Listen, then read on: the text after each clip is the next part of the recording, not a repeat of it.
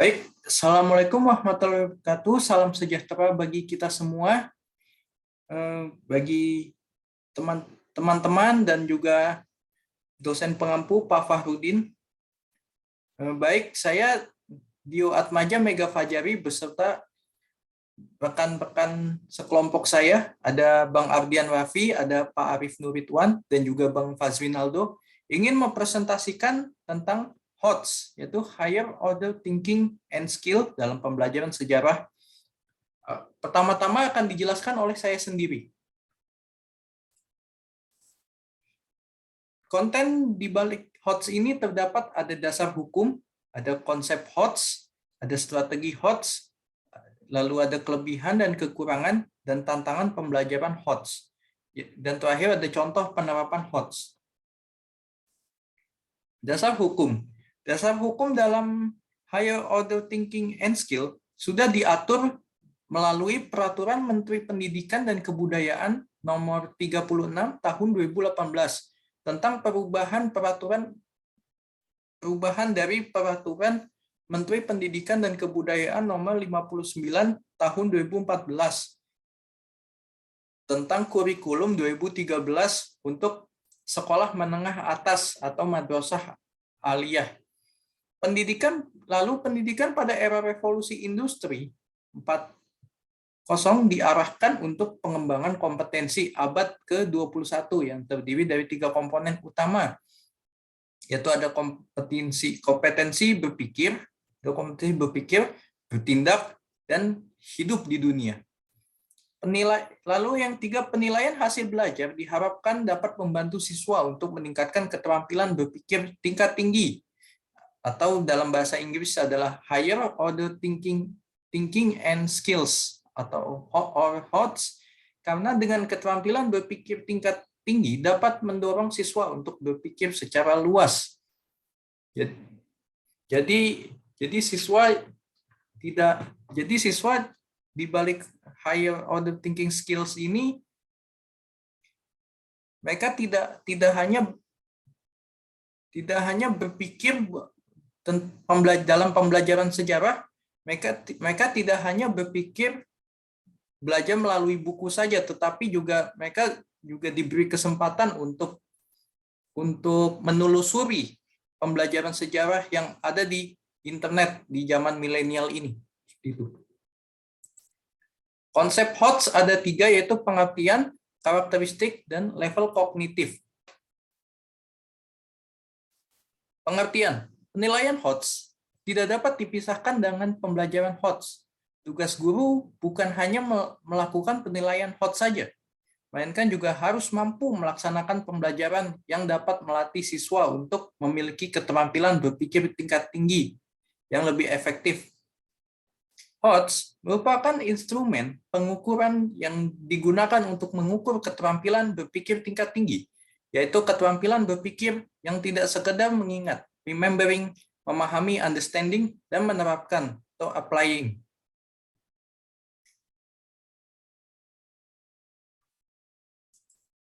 Karakteristik di balik HOTS ini adalah yaitu mengukur keterampilan berpikir tingkat tinggi.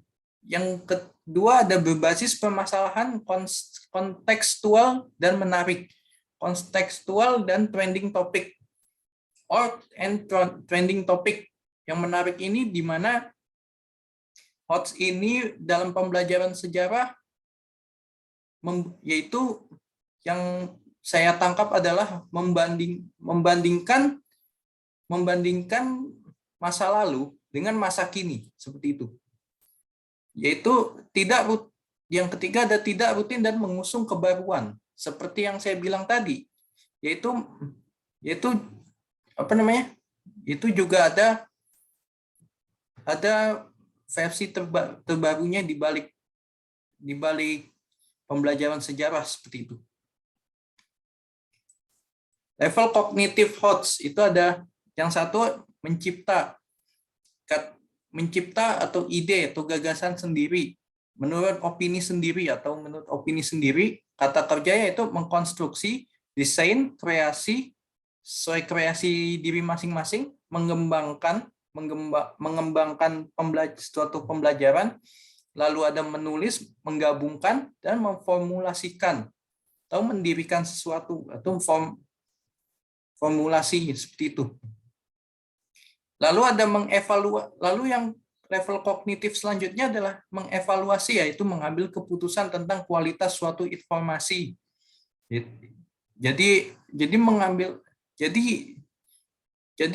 HOTS dalam pembelajaran sejarah juga harus mengambil keputusan tentang kualitas suatu informasi yang ada, tidak hanya satu informasi. Masih banyak informasi-informasi tentang pembelajaran sejarah, meskipun berbeda-beda versi seperti itu. Kata kerjanya adalah evaluasi, menilai, menyanggah, memutuskan, memilih, mendukung, menduga, dan memprediksi. Yang ketiga ada menganalisis, yaitu mengspesifikasi aspek-aspek atau elemen. Kata kerja yaitu mengurai, membandingkan, seperti yang tadi saya bilang, membandingkan masa lalu dengan peristiwa masa lalu dengan peristiwa masa sekarang, yaitu memeriksa, mengkritisi, dan menguji. Lanjut, ada strategi HOTS. Strategi pembelajaran dan penilaian HOTS dilakukan dengan melibatkan seluruh komponen stakeholder di bidang pendidikan, mulai dari tingkat pusat sampai ke daerahan, sesuai dengan tugas pokok dan kewenangan masing-masing. Lanjut, ada 3 tempat strategi HOTS, dimulai dari pusat, yaitu Direktorat Pembina SMA sebagai leading sector dalam pembinaan SMA di seluruh Indonesia. Lalu mengkoordinasikan strategi pembelajaran dan penilaian HOTS dengan Dinas Pendidikan provinsi, kabupaten, kota, atau instansi yang terkait. Yang kedua ada Dinas Pendidikan. Sesuai dengan kewenangannya di daerah, tugas Dinas Pendidikan itu adalah menindaklanjuti kebijakan pendidikan di tingkat pusat. Lalu yang ketiga ada sekolah. Sekolah sebagai pelaksana teknis pembelajaran dan penilaian HOTS merupakan salah satu bentuk pelayanan mutu pendidikan. Dalam konteks pelaksanaan pendidikan hasil belajar, sekolah menyiapkan bahan-bahan dalam bentuk soal yang memuat HOTS. Maksudnya di sini sekolah boleh menyiapkan bahan-bahan membuat soal, tapi yang sesuai dengan kategori atau kriteria dari HOTS tersebut. Seperti itu. Lanjut, ada kelebihan dan kekurangan HOTS.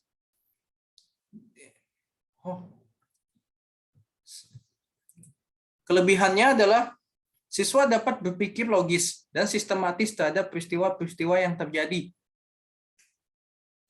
Jadi siswa tidak dalam siswa dengan berpikir logis, siswa itu tidak hanya meyakini atau mempercayai suatu peristiwa sejarah yang terjadi dalam tidak hanya percaya ke arah satu versi cerita sejarah saja, tapi juga siswa juga harus berpikir dengan sumber-sumber lainnya, seperti itu. Lanjut, siswa memiliki kemampuan menganalisa suatu masalah, lebih kritis sehingga lebih mampu menentukan sikap. Yang ketiga, kemampuan siswa lebih terasah, lebih kreatif, dan ada usaha untuk berpikir. Yang keempat, dapat membiasakan siswa untuk berpikir secara menyeluruh dan luas.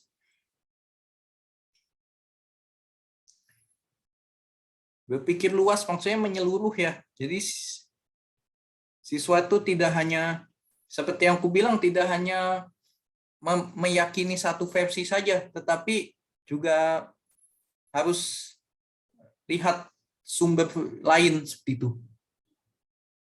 Yang terakhir, siswa yang memiliki wawasan luas dan mampu berpikir dengan mengikuti zaman yang berkembang, yaitu zaman milenial, seperti yang saya bilang.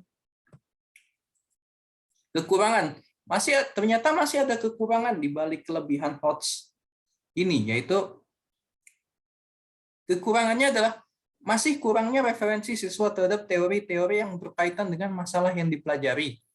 Kedua adalah sulit membedakan jawaban pada soal pilihan ganda karena jawaban yang tersedia sangat mirip. Yang misalkan di sekolah saya dulu, saya sering menemukan soal yang jawabannya mirip-mirip. Nah, itu yang namanya HOTS itu. Yang ketiga, pemilihan KD yang terkadang kurang tepat dengan soal karena dalam kisi-kisi sulit untuk dipahami. Lanjut, pemilihan soal harus memenuhi standar HOTS.